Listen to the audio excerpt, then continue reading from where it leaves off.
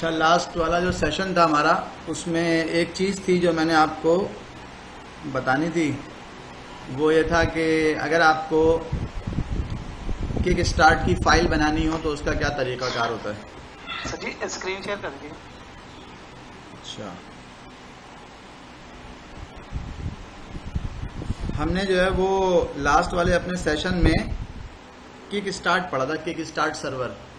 इस kick start server में हमने ये डायग्राम भी बनी हुई है वाइट बोर्ड पे कि हमने लिनक्स की एक CLI मशीन के ऊपर DHCP सर्वर सेटअप किया था, और DHCP सर्वर के बाद हमने TFTP सर्वर सेटअप किया था, फिर हमने NFS सर्वर सेटअप किया था, और NFS सर्वर सेटअप करके हमने उसके अंदर दो चीज़ें शेयर करवाई थी। एक DVD शेयर करवाई थी और एक जो है वो अनअटेंडेड इंस्टॉलेशन की जो फाइल थी वो शेयर करवाई थी। ये काम हमने किए थे सर्वर साइड पे, और हमने ये कहा था कि अगर हम ये किक स्टार्ट सर्वर, अगर आप इसकी रिकॉर्डिंग देखेंगे तो इस किक स्टार्ट सर्वर के अंदर हमने एक ऐसा सर्वर बनाया था कि जिसके साथ अगर आप कोई भी लिनक्स की मशीन लगा दें, कनेक्ट कर दें, नेटवर्क पे लगा दें, तो वो ऑटोमेटिकली इंस्टॉल हो जाएगी। अगर उसमें CD हो, DVD हो, नहीं हो, USB लगी हुई हो या नहीं हो, ठीक है, वो इसको इंस्टॉल कर देगा। तो ये हमने लास्ट टाइम जो है वो डिस्कशन किया था। इसमें पूरा DHCP किस तरह सेटअप होता है वो मौजूद है, TFTP सर्वर किस तरह सेटअप होता है वो भी मौजूद है, NFS सर्वर किस तरह सेटअप होता है वो भी मौजूद है, NFS सर्वर से DVD को किस तरह शेयर कराना है, और अनअटेंडेड इंस्टॉलेशन की फाइल किस तरह शेयर करानी है, ये दोनों ऑप्शन जो है वो इसमें मौजूद हैं। एक चीज़ जो मुझे आपको बतानी है वो ये है कि किक स्टार्ट की जो फाइल बनती है वो कैसे बनती है, उसका क्या तरीक़ाकार होता है। ये एक चीज़ है जो कि मैंने आपको बतानी है, जो कि लास्ट टाइम मैं आपको नहीं बता सका था। मेरे पास एक ये मशीन है, इस मशीन के ऊपर मैं रूट रेड हैट से लॉगिन कर गया। किसी भी GUI मशीन पे जाएं आप, किसी भी GUI मशीन पे, और GUI मशीन पे जाके आपको दो पैकेज इंस्टॉल करना पड़ेंगे। ये लास्ट टाइम मैंने बताए थे लेकिन वो रिकॉर्डिंग में नहीं आई थी, मैं इसलिए जो है वो ये रिकॉर्डिंग के अंदर डाल रहा हूँ। मैंने क्या कहा था कि आपको दो पैकेज इंस्टॉल करने हैं। एक पैकेज का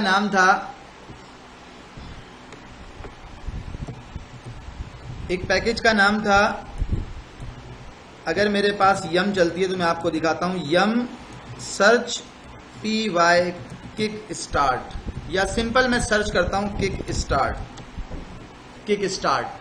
जब मैंने किक स्टार्ट सर्च किया तो किक स्टार्ट ने मुझे ये बताना है कि जनाब किक स्टार्ट के नाम के कितने पैकेजेस सिस्टम में मौजूद हैं।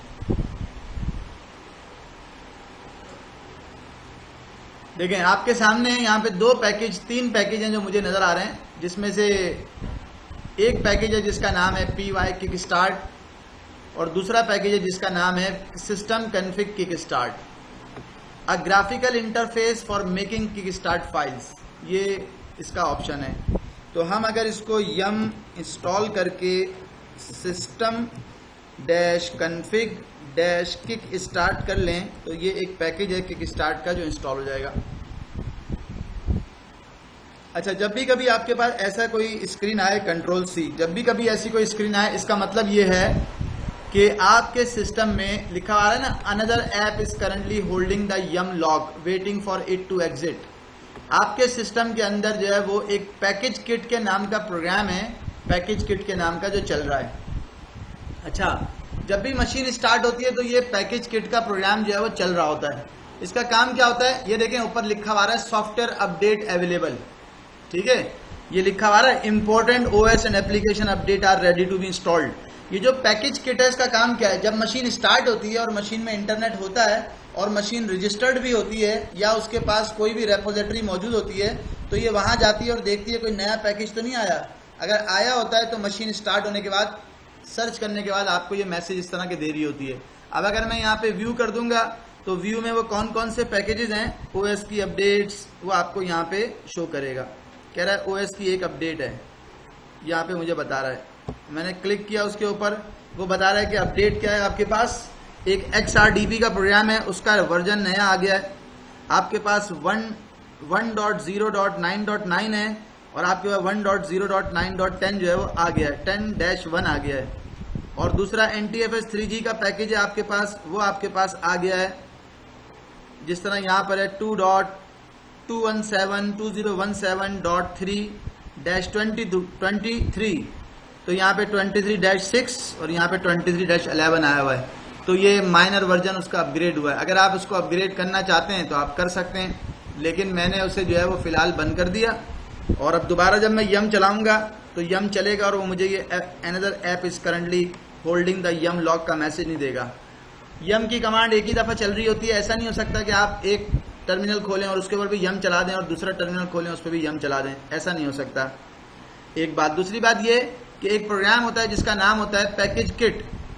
पैकेज किट जो है उसका काम होता है सर्च करना कि अपडेट्स अवेलेबल हैं या नहीं है, ठीक है। तो ये भी बैकएंड पे यम ही को यूज़ कर रहा होता है। खैर, अब मैंने yum install system config kickstart किया, जो मेरा मकसद है, जिसके लिए मैं यहाँ पे आया था इस मशीन पे, और इस पैकेज को मैं इंस्टॉल करने जा रहा हूँ सिस्टम कन्फिग किक स्टार्ट के। जब मैं इसको स्टार्ट करने के लिए गया तो उसने मुझे ऑप्शन दिए कि अगर आप इसको स्टार्ट करना चाहते हैं तो ये भी इसके जो है वो कुछ फीचर्स हैं जो कि इसके साथ एडिशनली आ जाएंगे। मैंने इसको नो कर दिया। मुझे इसमें से जो पैकेज इंस्टॉल करने थे, जब मैंने सर्च किया था तो 2 पैकेज थे। एक सिस्टम कन्फिग किक स्टार्ट था और एक और पैकेज है जिसका नाम है kick start, PY kick start, PYKICK start. ये 2 पैकेज हैं जो हमें इंस्टॉल करने होते हैं। अब ये दोनों पैकेज और अपनी डिपेंडेंसीज के साथ जो है वो इंस्टॉल हो जाएंगे। वो अच्छा, वो पैकेज हो सकता है ऑलरेडी इंस्टॉल्ड हो, इसलिए उसने जो है वो उसका मैसेज मुझे नहीं दिया, मैंने यस कर दिया।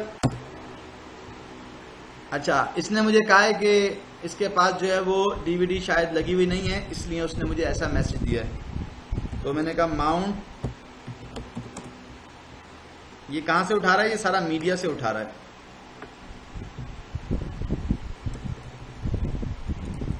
/device SR0/media। ड्राइव इसमें अटैच नहीं है। राइट माउस के लिए एक रिमूवल डिवाइस, साटा, सेटिंग्स में गया,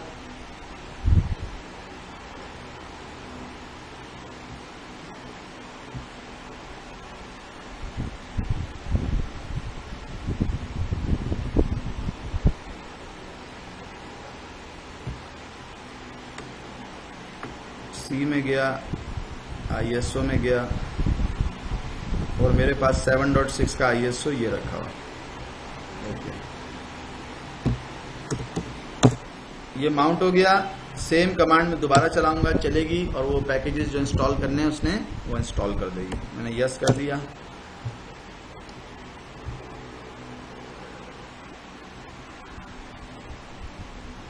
ये मेरे पास वो पैकेज इंस्टॉल हो गया है जो मुझे इस प्रोग्राम को चलाने के लिए चाहिए। अब देखिए, मैंने चला दी कमांड सिस्टम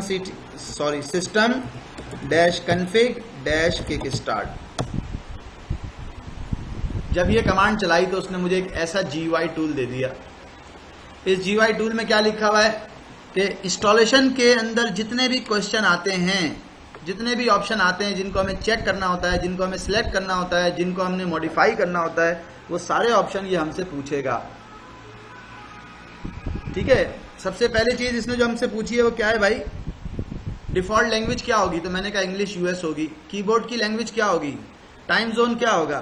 तो टाइम जोन मैं चाहता हूँ कराची का हो। अगर मैं इंस्टॉलेशन कर रहा होता तो मैं टाइम जोन कराची ही सेट करता, तो इसलिए मैंने वापस जो है वो मैं कराची में आ गया हूँ और मैंने यहाँ से सिलेक्ट किया और स्क्रॉल करता हुआ मैं पहुँच जाऊँगा एशिया पे, और एशिया के अंदर मैंने कराची सिलेक्ट कर लेना है।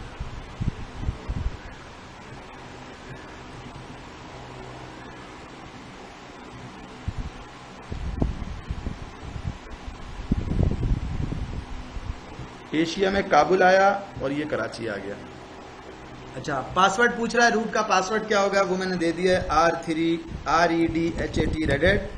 REDHAT। पासवर्ड रूट का इनक्रिप्ट होगा, यस इनक्रिप्ट होगा। आपका आर्किटेक्चर कौन सा है, कौन से आर्किटेक्चर पे आप इंस्टॉलेशन कर रहे हैं, तो वो उसने डिफरेंट यहाँ पे दे रखे हैं। IBM का Z सीरीज, IBM का P सीरीज, IBM का I सीरीज, IBM का इंटेल टाइटेनियम और x86_64 या AMD 64। ये इंटेल का आर्किटेक्चर है, वो हमने सिलेक्ट कर लिया है। मशीन को इंस्टॉलेशन के बाद रिबूट करना है या नहीं करना, वो ऑप्शन हमने चेक कर लिया। ग्राफिकल मोड में इंस्टॉलेशन होती है बाय डिफॉल्ट। अगर आप चाहते हैं टेक्स्ट मोड में इंस्टॉलेशन हो तो आपने उसको चेक लगा दिया, ये आपके पास ऑप्शन हैं सारे। यदि बेसिक कॉन्फ़िगरेशन इंस्टॉलेशन के मेथड आ गए, इंस्टॉलेशन का मेथड क्या होगा, न्यू इंस्टॉलेशन होगी या अपग्रेड होगी।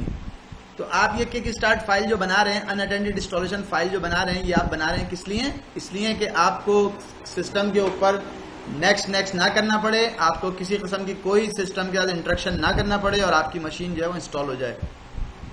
तो अब अगर आपके पास इंस्टॉलेशन के मेथड हैं, वो आपने परफॉर्म न्यू इंस्टॉलेशन सेलेक्ट कर लिया।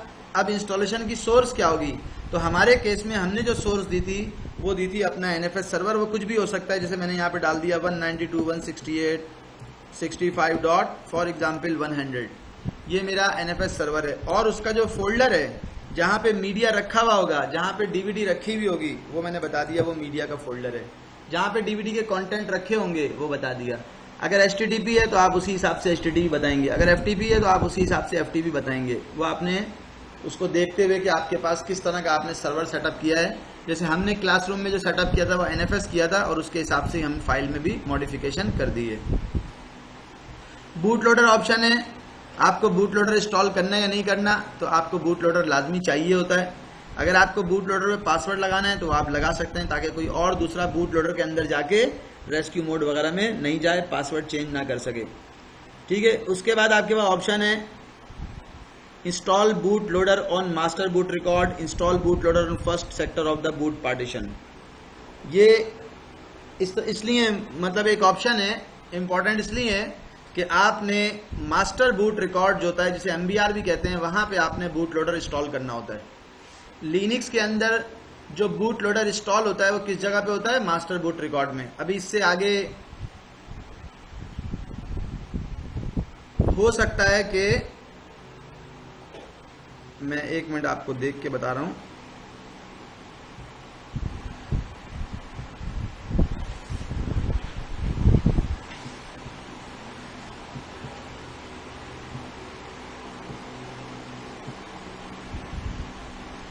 ठीक है, आपके पास एक टॉपिक है controlling and trouble shooting the red hat enterprise Linux boot process. ये आपके पास एक टॉपिक है जिसके अंदर आप सिस्टम की बूट की ट्रबल शूटिंग और ये सब चीजें जो है वो पढ़ रहे होते हैं। तो इस टॉपिक से के अंदर मैं जो बात आपको बताना चाह रहा हूं, इसमें हम डिस्कस करेंगे डिटेल से कि MBR क्या होता है, first sector of boot partition क्या होता है, इसको हम डिस्कस करेंगे। लेकिन बस सिर्फ अभी मैंने यहाँ पे इतना सा काम किया कि install boot loader on master boot record, इस ऑप्शन पे चेक लगा दिया, क्लिक कर दिया। फिर आ गई पार्टीशन की इंफॉर्मेशन। अगर आप पार्टीशन पहले से आपकी हार्ड डिस्क में नहीं बने हुए तो आप क्लियर मास्टर बूट रिकॉर्ड करेंगे। अगर आपके सिस्टम में पहले से पार्टीशन नहीं बने हुए तो आप रिमूव ऑल एग्जिस्टिंग पार्टीशन करेंगे। लेकिन बने हुए होंगे तो आप एग्जिस्टिंग बने हुए होंगे और आप उनको रिमूव करके इंस्टॉलेशन करना चाहते हैं तो आप सेकंड वाला ऑप्शन लेंगे। और अगर आप पार्टीशन जो पहले से बने हुए हैं उनको प्रिजर्व करना चाहते हैं तो फिर आप थर्ड वाला ऑप्शन लेंगे। ये ऑप्शन आपके पास मौजूद है।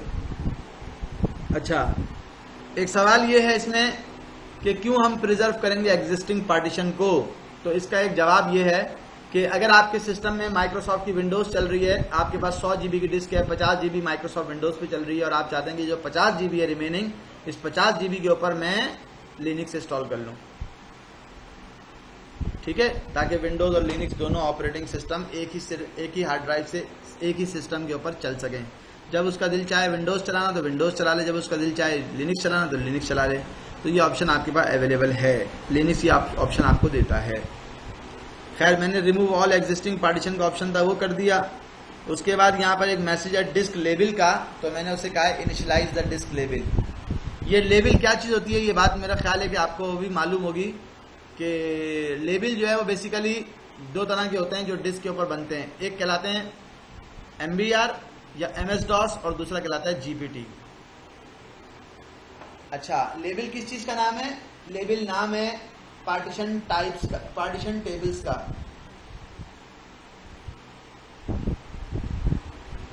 हार्ड डिस्क पे पार्टीशन बनाने से पहले जो चीज बनती है उसे हम कहते हैं पार्टीशन टेबल। और वो जो पार्टीशन टेबल होते हैं वो GPT भी होते हैं, वो MBR भी होते हैं, MS-DOS भी होते हैं। ठीक है, तो मैंने इस ऑप्शन को चेक लगाया है और वो मुझे कह रहा है अगर आपको पार्टीशन ऐड करने हैं, कैसा लेआउट रखना है तो आप ऐड करें और आप लेआउट जो है वो खुद से बना लें। मिसाल के तौर पे मेरे पास 50 GB की हार्ड डिस्क है, या मैंने जिन 10 सिस्टम पे इंस्टॉलेशन करनी है वो 50 GB के सिस्टम है।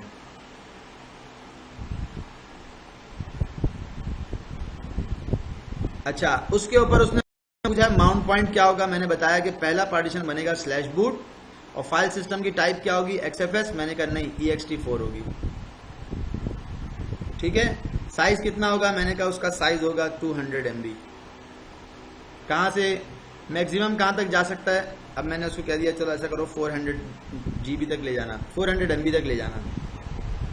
ये बात उसको बता दी। और उसके बाद अगर पार्टीशन प्राइमरी बनाना है तो आप उसको फोर्स टू दिया प्राइमरी पार्टीशन करेंगे और पार्टीशन को फॉर्मेट भी कर देंगे। ये 4 5 6 ऑप्शन थे जो मैंने इसको बताए, यहाँ से इसको जस्ट ओके कर दिया।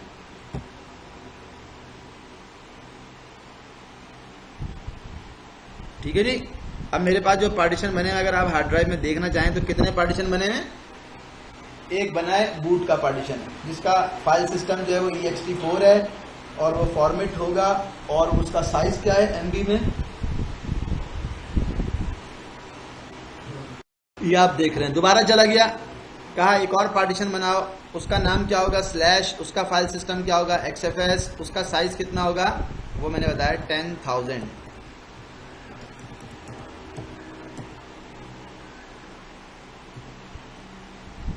$1,000 MB तक ले रहा है वो। 10,000 तो मैं नहीं लूंगा, मुझे कितने MB का करना है, मैंने क्यों नहीं ले रहा। 10,000 MB का मतलब है 10 GB। ये मैंने उसको बता दिया। और अगर आप उसको मैक्सिमम कहीं और तक ग्रो करा के लेके जाना चाहते हैं तो आप नीचे ऑप्शन है बता सकते हैं। और फॉर्मेट भी करना है, यस फॉर्मेट भी करना है। प्राइमरी बनाना है, यस प्राइमरी बनाना है। इसको मैंने जस्ट ओके कर दिया। एक और पार्टीशन बन गया। अगर आप थोड़ा सा स्क्रॉल करके देखेंगे 2 बन गए। अब आपने एक और पार्टीशन बनाना है। आपने कहा कि भाई मुझे जो पार्टीशन अब बनाना है वो होगा स्वैप, वर्चुअल मेमोरी के लिए। कहीं पे इसमें ऑप्शन आ रहा है स्वैप का,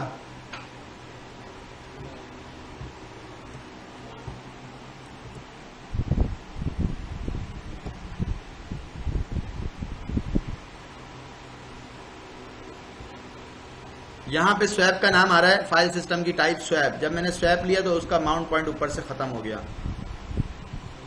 अगर मैं कोई और पार्टीशन लूंगा तो माउंट पॉइंट आ रहा होगा।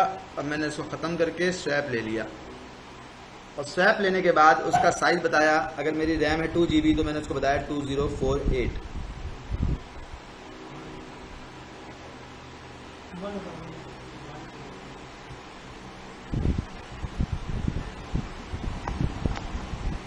ठीक है। ये जो ग्रो वाली आप ऑप्शन की बात कर रहे हैं, ये क्या वो प्रिजर्व करेगा स्पेस को पार्टीशन की, या इसका और मकसद है? इसका यही मकसद है कि आपने जो है वो समझिएगा बात को, कि आपने जो है वो 2 प्लॉट्स लिए और एक प्लॉट के ऊपर घर बना लिया और एक को जो है बराबर में खाली छोड़ दिया। ठीक है। इसका मतलब ये हुआ कि जब आप चाहें अपने आप पार्टीशन को जो है वो अपने घर को 5 मरले से 10 मरले का कर सकते हैं। समझ रहे हैं बात। आपके पास थोड़ा सा कुशन होगा, थोड़ा सा एक्स्ट्रा स्पेस होगा जो रिजर्व होगा आपके उसके लिए। आप किसी वक्त भी पार्टीशन को एक्सटेंड कर सकते हैं। मार्जिन नहीं रखेंगे तो, ग्रो करने का मार्जिन नहीं रखेंगे तो फिर आपको जो है वो क्या करना होगा, फिर पार्टीशन को वैसे आप बढ़ा नहीं सकेंगे। तो मैंने 2048 रख दिया, इसको भी प्राइमरी पार्टीशन बना दिया। साइज इसका देख लें आपके सामने। ये मैंने पार्टीशन क्रिएट कर दिया भाई 3।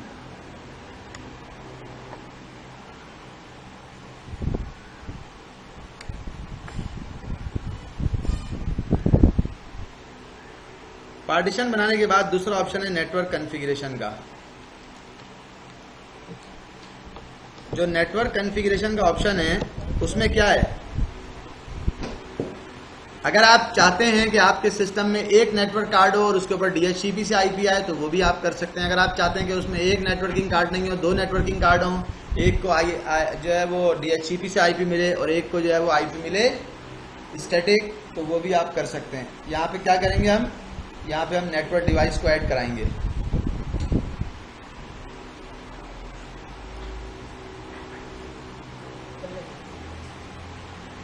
चला नहीं,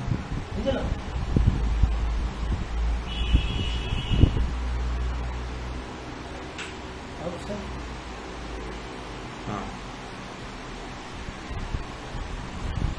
अच्छा जी,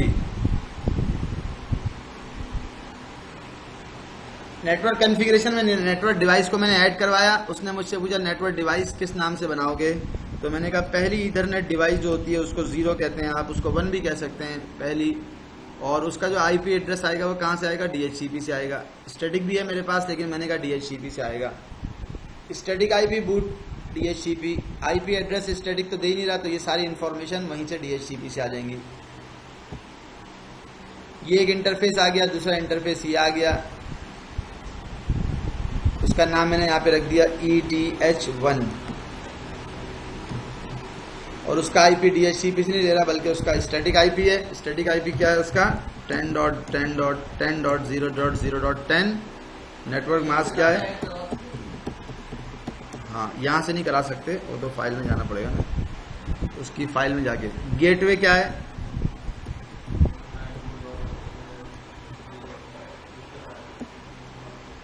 नेम सर्वर क्या है, 8.8.8.8। ओके, ये मेरे 2 इंटरफेस आ गए।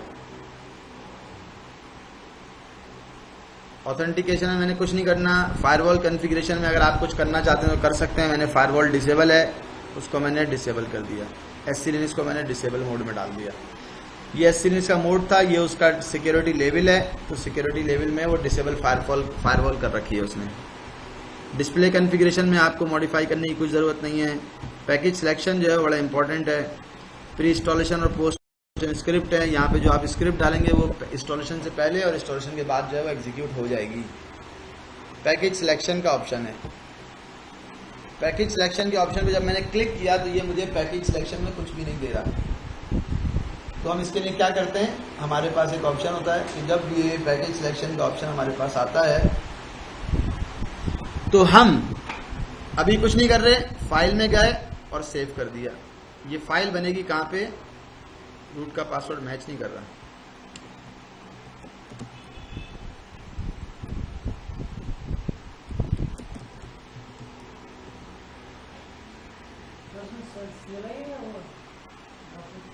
किसमें जी भाई बता रहा हूँ ना, अभी पासवर्ड उसने फिर मैसेज दे दिया।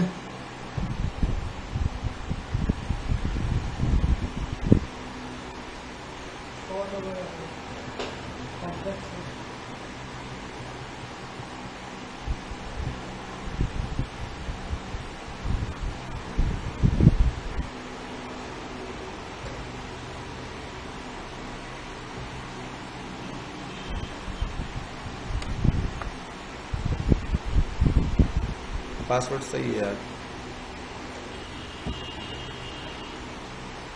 फायरवॉल मैंने डिसेबल कर दी थी, डिस्प्ले की मैंने डिसेबल कर दी थी। पावर पैकेज सिलेक्शन में मैंने जो है वो आके पैकेजेस देखे। अच्छा, अब जब ये काम मैंने कर लिया, फाइल बना ली, अभी पैकेजेस इसमें डाले नहीं है, वो मैं डालूंगा, लेकिन फाइल बना ली तो फाइल में आया और उसको सेव कर दिया। कहाँ पे किया मैंने, डेस्कटॉप पे कर दिया।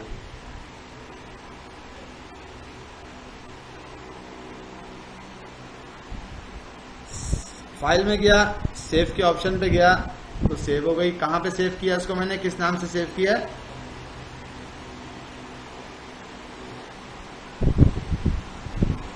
इसका नाम है ks.cfg, इसका नाम वैसे ही रहा, मैंने इसको सेव किया और अब दोबारा जाऊंगा तो ks.cfg उसके अंदर मौजूद होगी। ये रही ks.cfg। ये फाइल मेरी तैयार हो गई है, इसको मैंने बंद कर दिया, इसको मैंने क्लोज कर दिया, ये फाइल मेरी तैयार है। अब जरा देखिएगा, जो फाइल, हर फाइल जब इंस्टॉलेशन होती है तो एक फाइल इसमें रखी होती है।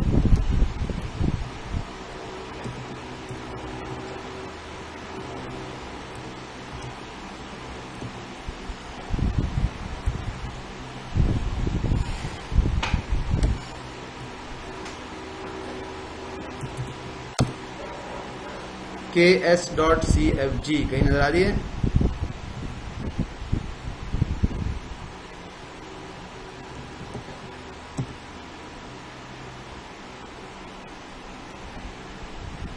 हमने कहाँ पे सेव किए, वो सिस्टम से चेक कर लेते हैं। System config kick start, file में गया, ओपन करने के लिए गया फाइल को,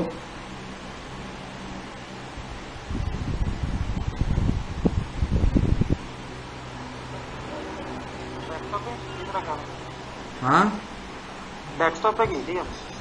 डेस्कटॉप पे की थी, ये पड़ी हुई ks.cfg। ks.cfg अगर आप डबल क्लिक करेंगे तो ये फाइल आपके पास ओपन हो जाएगी। और अगर आप ऐसे नहीं करना चाहते तो इसका एक तरीका होता है। वो तरीका क्या होता है, हम इसको बंद किया मैंने और हमारे पास दो ऑप्शन होते हैं। एक ऑप्शन तो ये होता है कि हम डिफरेंस लें अपनी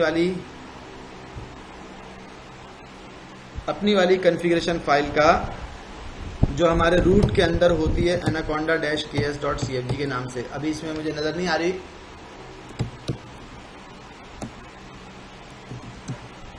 शायद हम उसको जो है वो लास्ट टाइम वहाँ ले गए थे। ls-la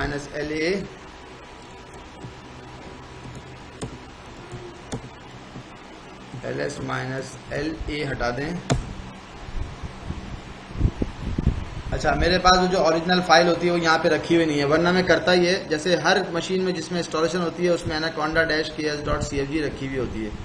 तो इसमें अगर मैं जाके देख रहा हूँ तो मेरे पास इस जगह पे, इस लोकेशन पे anaconda-cfg रखी हुई नहीं है।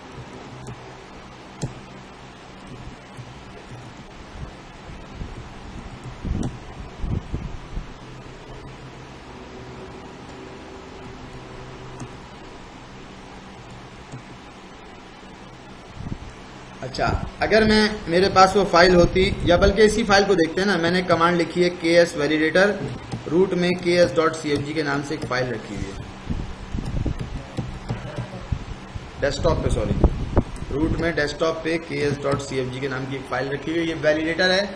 अगर इसमें किसी भी लाइन में किसी किस्म का भी कोई मसला होगा, एरर होगा, तो आपको बता देगा कि इस लाइन में ये एरर है, ये मसला है।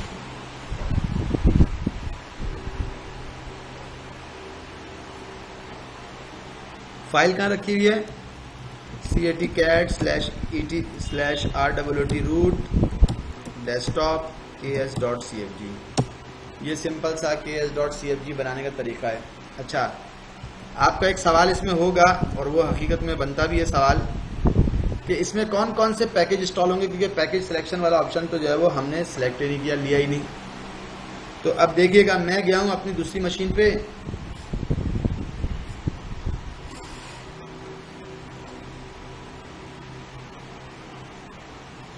और दूसरी मशीन पे जाके मैं देखूंगा, मैंने मशीन को स्टार्ट किया, यहाँ पे रखी हुई होगी anaconda-ks.cfg।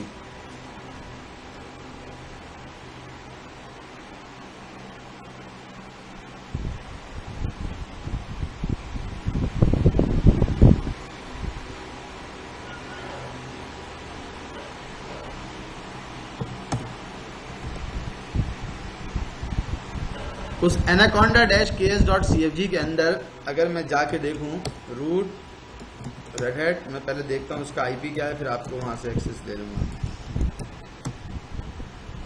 65.65, तो 65.65 को अगर मैं यहां से एक्सेस कर लूं,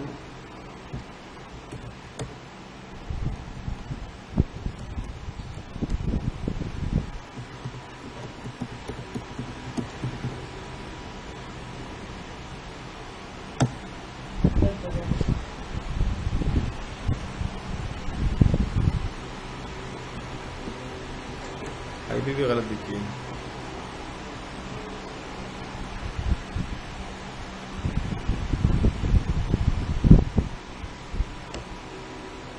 क्या आईपी था, वो था 65.65।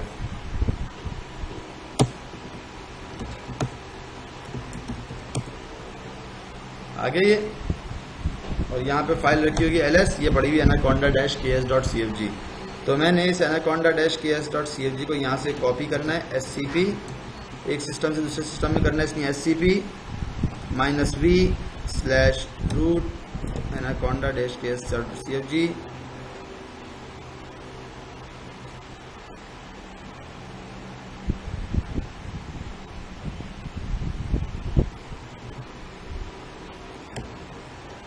मेरी मशीन का आईपी क्या है,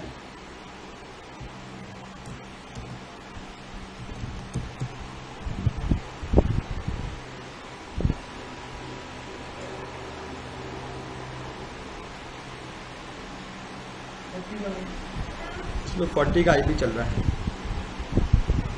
खैर मैं यहाँ पे आपको दिखाता हूँ कि अगर मैं वहाँ से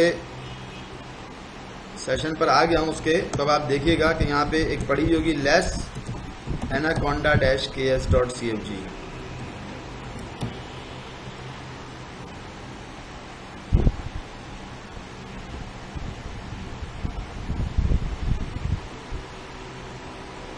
तो वो वाली मशीन है ना।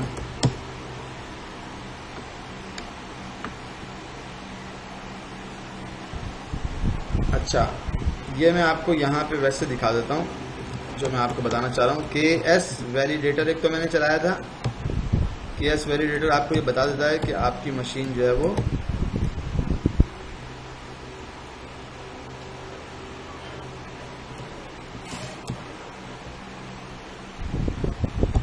माउस काम नहीं कर रहा, क्या हो गया?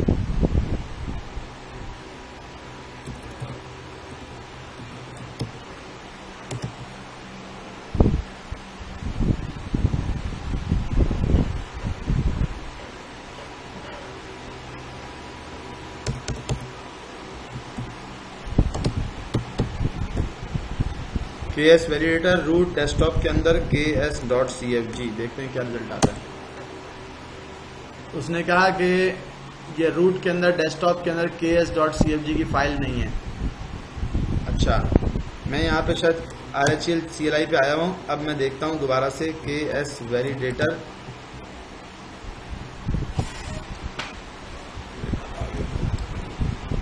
KS validator root desktop ks.cfg। ये वैलिडेट करके बताएगी कि इसमें कोई मिस्टेक तो नहीं है, इसमें कोई मिस्टेक नहीं है। अगर इसमें मिस्टेक नहीं है तो आप इसको यूज़ कर सकते हैं। मैं जो चीज़ आपको बता रहा था वो ये बता रहा था, VI करके आप इसमें चले जाएं डेस्कटॉप में ks.cfg में, और यहाँ जाके सबसे लास्ट में आप जो है वो क्या डालेंगे, सबसे लास्ट में आप डालेंगे %पैकेजेस।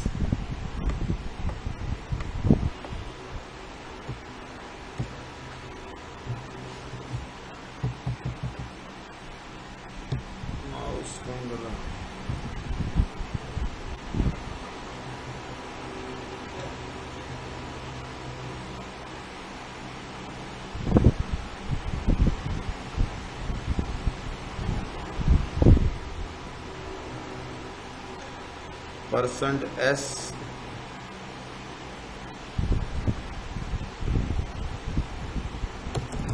अच्छा, मैं करना क्या चाह रहा हूँ, मैं यहाँ पे आया था, मैंने कहा %PACKAG पैकेजेस, और पैकेजेस कौन से इंस्टॉल करने हैं उनके नाम मैं यहाँ रख दूंगा कि जनाब कोर इंस्टॉल कर दो। ठीक है, जो जो चीज़ें आपको इंस्टॉल करनी है, जिन जिन पैकेजेस का नाम या ग्रुप ऑफ पैकेजेस को आप जो है वो % के अंदर डालते हैं, और जो पैकेजेस जो हैं वो ग्रुप ऑफ पैकेजेस नहीं होते उनको आप ऐसे ही डाल देते हैं। जैसे मैंने डाल दिया TFTP सर्वर इंस्टॉल कर दो, मैंने डाल दिया NFS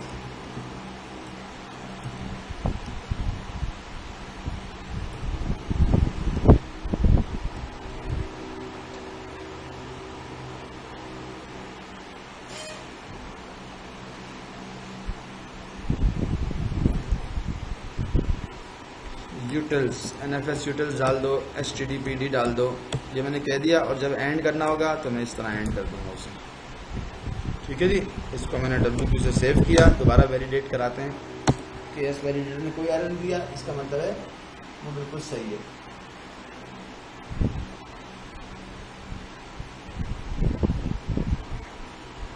ये जो है वो सिर्फ फाइल बनाने का मेथड था जो मैंने लास्ट टाइम आपको बताना था और मैं बता नहीं सका था।